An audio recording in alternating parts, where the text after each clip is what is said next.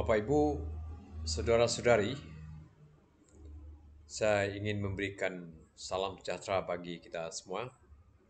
Semoga terus dikuatkan dan sehat bersama-sama dengan saya pada hari ini di channel Obaja Borneo 128. Sekali lagi, saya memberikan ucapan selamat karena kita boleh berjumpa kembali di channel ini. Salam, Tuhan Yesus memberkati. Pada hari ini, saya ingin menyambung kembali tentang ekonomi rumah panjang. Tetapi, kelanjutan dari ekonomi rumah panjang ini, hari ini saya ingin membicarakan, mempertahankan kekayaan rumah panjang. Di rumah panjang itu, berbagai macam bentuk kekayaan. Ada yang berupa fisik, ada yang bukan fisik. Yang berupa fisik itu bisa dilihat, bisa diraba, atau dipegang. Bentuknya berupa sumber daya alam dan buatan lainnya oleh warga kita yang tinggal di rumah panjang.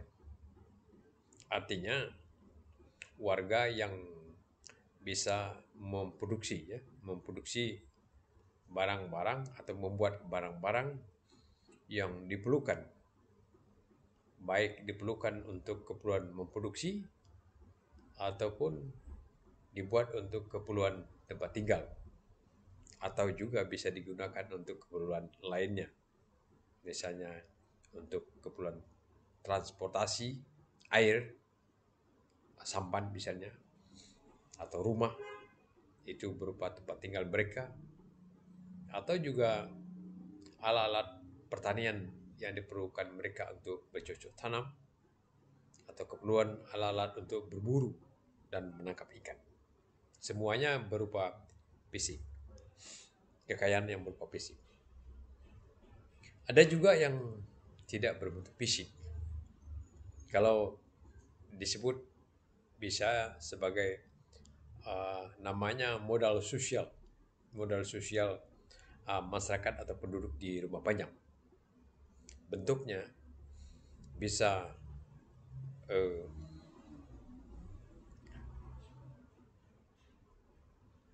kelembagaan dan ikatan persaudaraan, adat istiadat, juga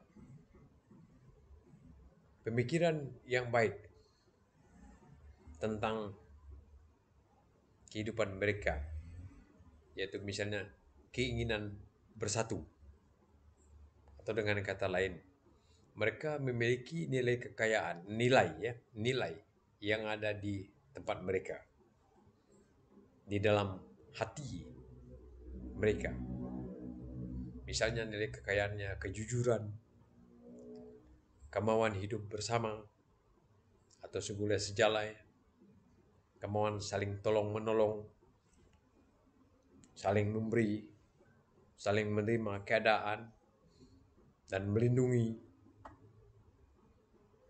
Itu bentuk yang non-fisik. Atau juga bisa cara mereka menyelesaikan persoalan hidup mereka yang menyangkut bagaimana mereka mencari nafkah atau menyelesaikan perkara-perkara yang terjadi antara mereka atau perselisihan melalui musyawarah dan mufakat. Itu juga bisa bentuk kekayaan yang non-fisik. Jadi, mengapa kekayaan fisik dan non-fisik ini mesti dipertahankan. Pertama, misalnya sumber daya alam yang mereka miliki, baik dimiliki secara perorangan ataupun individu, dan yang dimiliki secara komunal atau kolektif. Kalau sumber daya alam ini tidak terjaga dan dilindungi dengan baik, dia sangat mudah untuk dirusak dan mudah untuk berpindah tangan ke pihak luar, atau mudah untuk dicaplok oleh orang-orang yang tidak bertanggung jawab, baik dengan secara kasar atau tidak bertika, cara berebut, atau bisa juga cara halus dengan cara membeli keseluruhan daripada sumber daya alam yang mereka miliki pada rumah pajak itu. Makanya tidak heran kita kalau di tempat tertentu, biasanya di perkotaan atau di tempat wilayah perkebunan tertentu,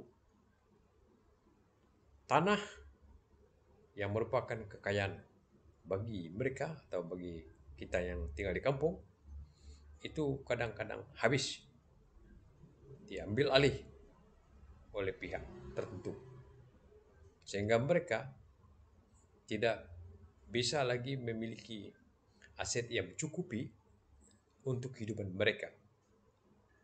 Dan mau tidak mau, kehidupan mereka bergantung kepada yang telah mengambil tanah itu tadi. Kalau tidak, mereka bisa saja dipindahkan ke tempat lain atau diusir secara kasar oleh si pemilik lahan. Sehingga menyebabkan kehidupan rumah tangga mereka atau secara keseluruhan nanti rumah panjang itu bisa hilang. Tidak ada lagi di tempat di mana mereka tinggal. Mereka akan bertebaran dan menyebar ke berbagai tempat. Tidak ada lagi tanda-tanda mereka atau aset kekayaan mereka yang ada di wilayah mereka, karena sudah dialihkan atau dipindah tangankan atau perpindahan tangan secara tidak memadai. Kekayaan ini dia bisa beralih atau bisa hilang. Itu mungkin dikarenakan beberapa hal. Pertama, karena keinginan untuk memperoleh harta tertentu, sehingga tanah itu ditukarlah dengan duit.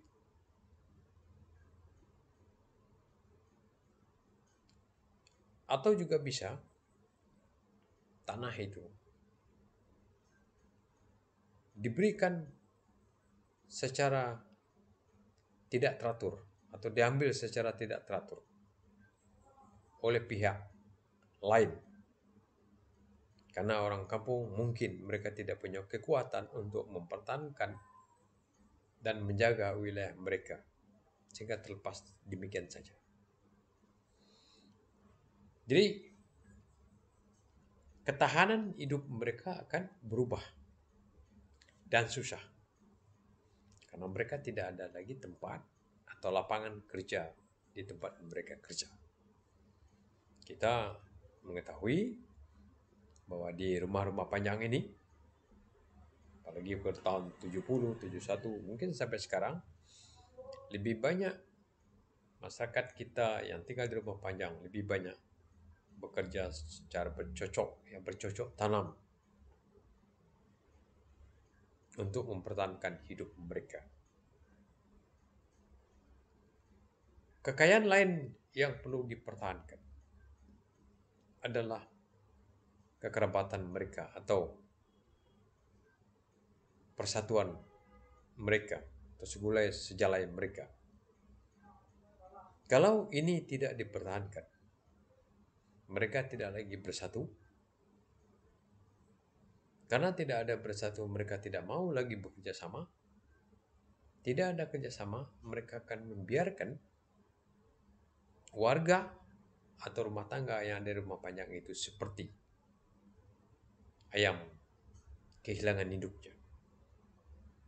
Jadi tidak ada yang memberi arahan, tidak ada yang memberi teladan, tidak ada yang mengajak, tidak ada yang memberitahukan bagaimana cara mempertahankan atau memperoleh kehidupan yang baik dan layak.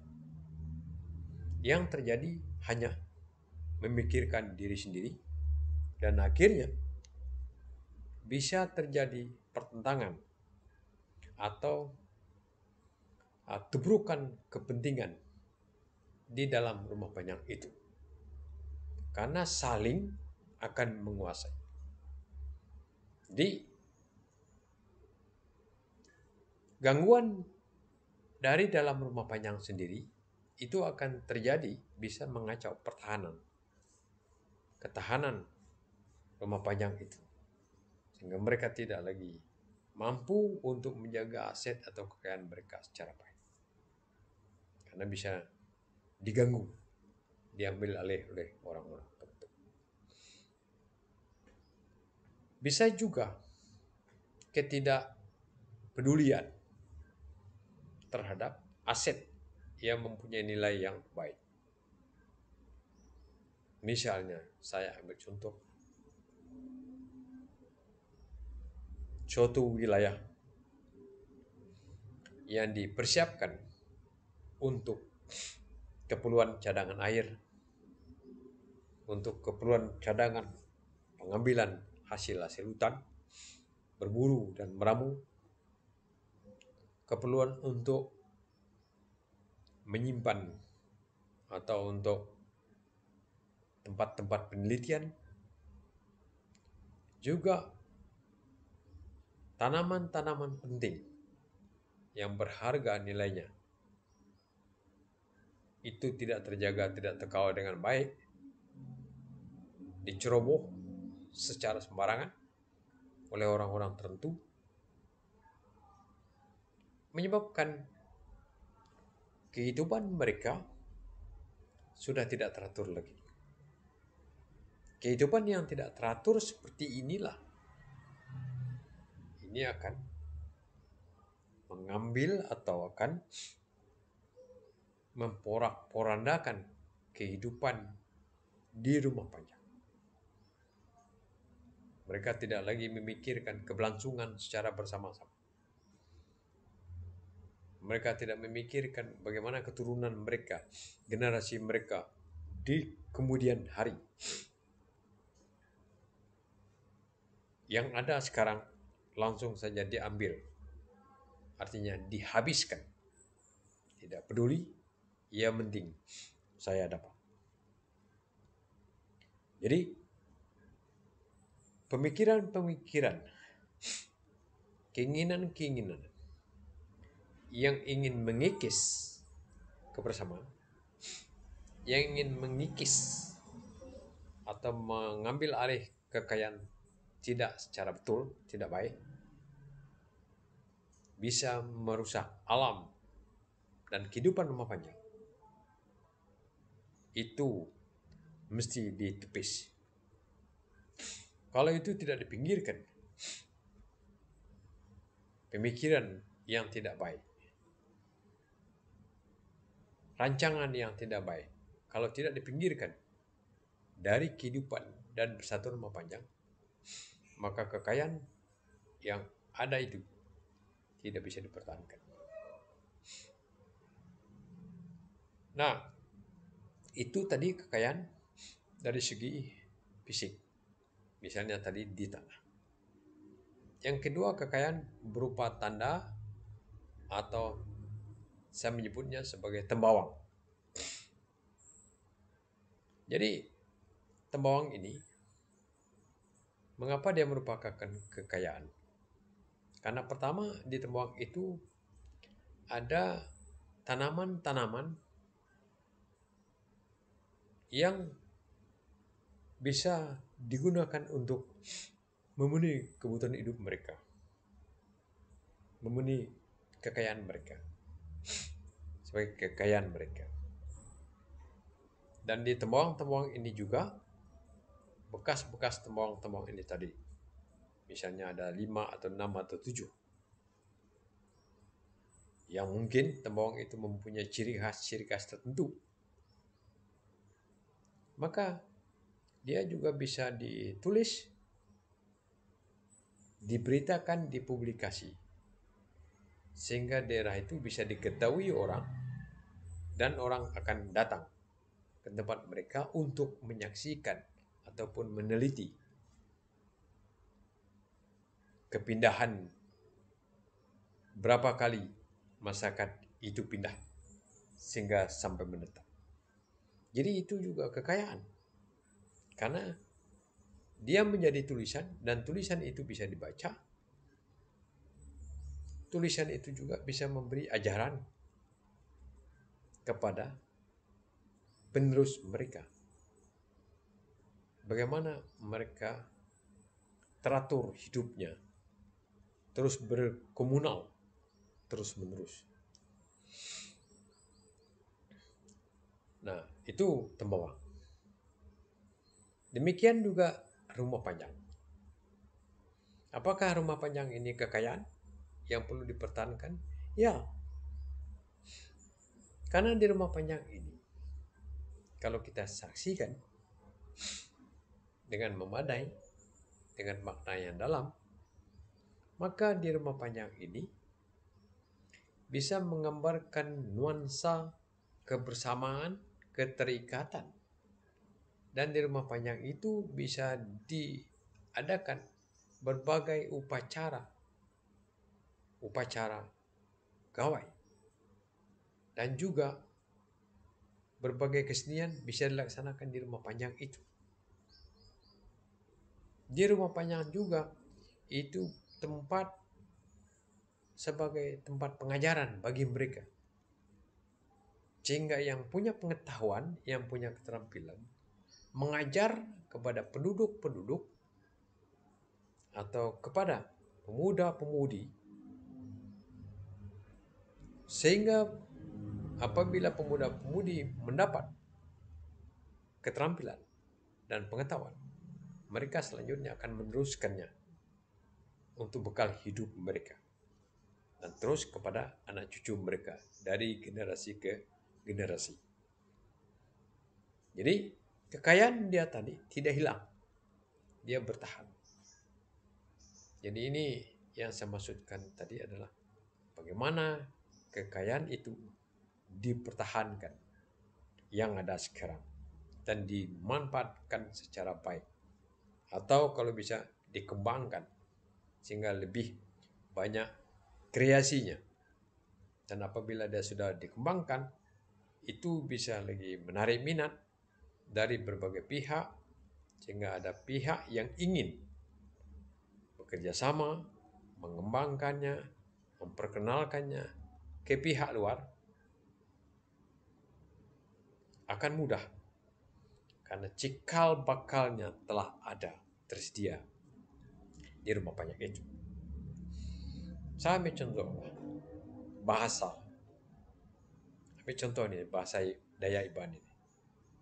Apakah bahasa Dayak Iban ini boleh disebut sebagai modal bagi kita?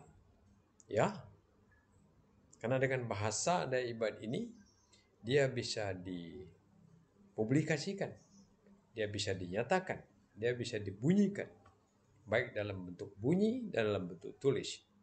Dalam bentuk bunyi dia juga bisa digunakan untuk keperluan mengajar, mendidik, menyampaikan informasi penting, pengetahuan atau keperluan lainnya. Dari segi tulisan, dia bisa buat, digunakan tulisannya untuk diajarkan kepada peringkat-peringkat anak-anak didik kita. Dengan kekayaan yang beraneka ragam seperti ini, maka akan mudah bagi kita mengkolaborasinya dengan kekayaan-kekayaan lain yang dimiliki oleh bangsa-bangsa lain atau suku-suku lain. Jadi kalau dia pertemuan suatu kekayaan budaya satu bangsa dengan bangsa lain, satu suku dengan suku lain, dia bisa menghasilkan suatu kreasi baru yang boleh menarik minat bagi kedua belah pihak atau juga bagi yang mau bersedia bergabung bersama-sama mengembangkannya. Jadi kalau kita senang, ingin mempertahankan kekayaan hasanah kita ini tadi, atau secara luas dan banyak dia budaya, apabila itu dikolaborasikan dengan budaya bangsa-bangsa lain, suku-suku lain, katakanlah sesama Indonesia, maka kita lebih banyak lagi kekayaan-kekayaan yang muncul, kreasi ya, walaupun itu sudah ada, tinggal dikreasi. Dan kita tahu misalnya kekayaan yang bukan fisik ini, jenis-jenis bahasa saja, jenis bahasa saja, itu bisa menarik minat orang untuk menelitinya. Yang sangat menarik bagi bangsa tertentu yang mereka hanya satu bahasa. Saya ambil contoh, bahasa Jepang, dia satu saja bahasa Jepang. Bahasa Inggris, satu aja dia bahasa Inggris. Tapi kalau kita bicara bahasa Dayak, dia banyak. Kalau kita bicara bahasa Indonesia, dia banyak. Kekayaan budaya Indonesia banyak karena dia beragam bangsa dan suku. Jadi maka saya kalau senang juga sebenarnya mengatakan Indonesia ini bangsa-bangsa di Indonesia. Jadi Indonesia ini kalau disebut bangsa-bangsa di Indonesia, maka Indonesia ini adalah dia bangsa yang besar, terdiri dari berbagai-bagai bangsa sebenarnya. Bukan hanya suku, tapi terdiri dari berbagai-bagai bangsa. Makanya kita bangsa-bangsa di Indonesia. Kita saling menghormati dan menghargai satu dengan yang lain sebagai bangsa di Indonesia. Nah, jadi kekerabatan itu tadi yang dalam rumah panjang juga dia bisa menjadi dipertahankan sehingga kenyamanan kekerabatan, kemauan berkerabat, kaum kerabat, dia bisa menjalar ke pihak-pihak lain sehingga keinginan berkerabat, kaul yang rapat dari rumah panjang ke rumah panjang yang lain, ke tempat suku-suku sesama anak manusia, dia semakin meluas dan semakin kuat. Nah, ini akan membangkitkan apa yang dinamakan dengan persatuan. Dan apabila ada persatuan kita yang kuat di rumah panjang atau peringkat-peringkat tertentu, katakan Indonesia, kalau ini terjaga dan saling menghormati, saling menghargai, beretika satu dengan yang lainnya, apabila lebih sadar lagi kita sebagai sesama anak manusia, sebagai manusia, sesama manusia, nah ini lebih baik lagi. Tidak ada kita mengenal, wah ini kuat, ini lemah, tidak lagi. Jadi dia adalah saling mengasihi dan menganukan. Jadi ini modal yang besar. Tadi saya bicara keterampilan di rumah panjang. Keterampilan. Apabila itu mereka nyatakan dalam bentuk hasil kerajinan tangan, maka dia nampak yang tadi berupa ide dari mereka, pemikiran mereka, terus mereka keluarkan dalam bentuk misalnya anyam-anyaman, dalam bentuk rumah panjang, dalam bentuk perisai, dalam bentuk alat-alat keperluan untuk seni, tenunan, ataupun bentuk yang lainnya. Misalnya figure ya, figur. Saya punya itu ada lambang, lambang penyalang. Itu enggang, lambang enggang tapi difigurekan. Itu jadi dia jadi modal dia. Modal. Yang tadi dari pemikiran yang tidak nampak tapi bisa didengar bunyi dari pemikiran seseorang, karena pemikiran yang ada pada kita ini apabila kita ingin eh, mendengarnya dia melalui bunyi. Jadi pikiran seseorang bisa didengar melalui bunyinya, dan bunyinya itu seperti sekarang ini kemukakan pendapat dia, tetapi pemikirannya dia nyatakan dalam tangannya, dia mengeluarkan keterampilan tangan, kerajinan tangan namanya, maka keluar itu create-nya keluar, idenya tadi menjadi nyata. Misalnya jadi rumah panjang, jadi tenunan, jadi apa namanya tikar, jadi perisai, jadi mandau, atau jadi sening, jadi tari, jadi ukir-ukiran. Itu ide, tapi dinyatakan dalam bentuk bunyi dan tindakan, maka dia nampak, didengar dan nampak. Nah, jadi kekayaan seperti itu mesti dipertahankan. Bagaimana kita mempertahankannya tadi? Satu adalah kita ingin menginventarisasi berbagai kekayaan yang ada di rumah panjang itu. Setelah diinventarisasi, dia dicatat, disimpan. Sehabis itu, dia dinyatakan bahwa ini adalah kekayaan kita yang perlu kita pertahankan dan pergunakan secara bertanggung jawab dan baik kepada sesama manusia. Habis itu, publikasi.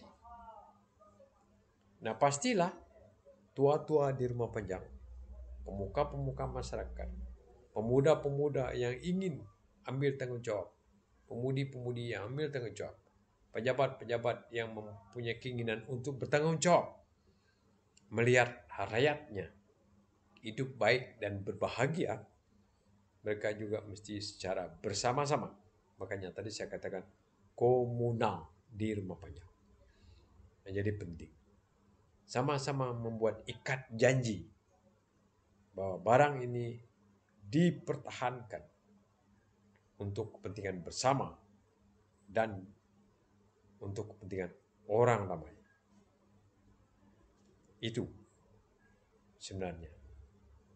Jadi jangan sampai nanti apabila kita tidak sigap, tidak cekatan mengaturnya dari sekarang, mendiskusikannya dari sekarang, membicarakan dan memusyawarahkannya dari sekarang, kekayaan itu apakah nanti dia bentuk kekayaan individu atau bentuk kekayaan kolektif yang mesti dijaga dan digunakan secara betul. Sekarang harus dibicarakan, harus dimulai oleh para pemangku kepentingan yang ada di rumah panjang. Karena ini penting. Penting, mengapa penting? Tidak ada kekayaan lagi di rumah panjang, maka mereka akan menjadi miskin. Apabila mereka berada dalam kemiskinan, tidak punya kemampuan apapun, maka hidup mereka akan terlantar dan sangat tergantung kepada belas kasih dari pihak tertentu. Dengan kata lain, jangan sampai yang sekarang punya kekayaan tidak dipertahankan, tidak digunakan dengan bagus, menyebabkan dia menjadi pengemis, peminta-minta, atau dengan kata lain menjadi ulun di tempat sendiri. Ulun itu sama dengan budak di tempat sendiri. Jadi dia hanya menghayal saja. Kalau sudah jadi budak dia menghayal. Menghayal jadi orang yang berkemampuan, berkebolehan. Tapi dia sudah jadi budak.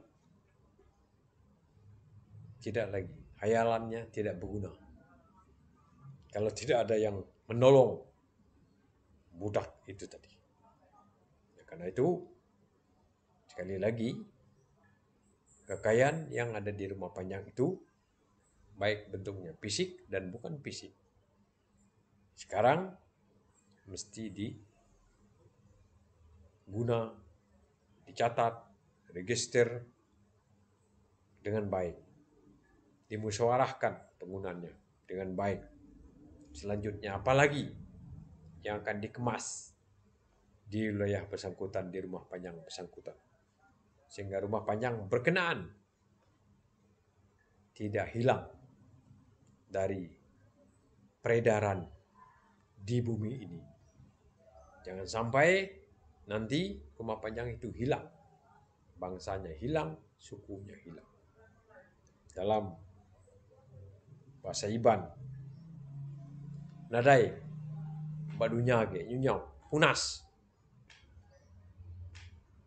Jadi nanti punas aman bisa orang, tapi beliau udah punas. Nah, ini yang saya khawatirkan. Memang orangnya ada, manusianya ada secara fisik, tapi pemikiran dia, kelakuan dia, tindakan perkataan dia, hati dia sudah hilang. Hilang. Tidak ada daya upaya lagi. Jadi habislah. Habis. Kalau tidak ada upaya, tidak ada daya upayanya lagi. Artinya dia habis. Tidak berarti apapun. Dia bagaikan patung. Patung saja. Jadi sekali lagi saya ingin menyampaikan kekayaan di rumah panjang yang ada baik dimiliki secara individu atau keluarga dan kolektif. Tolong dimusyawarahkan dengan baik bagaimana pemanfaatannya sehingga bisa memberikan manfaat yang baik bagi rumah panjang atau bagi manusia yang akan bergabung untuk bersama-sama hidup secara damai dan sejahtera. Terima kasih. Tuhan Yesus memberkati. Sampai kita berjumpa kembali.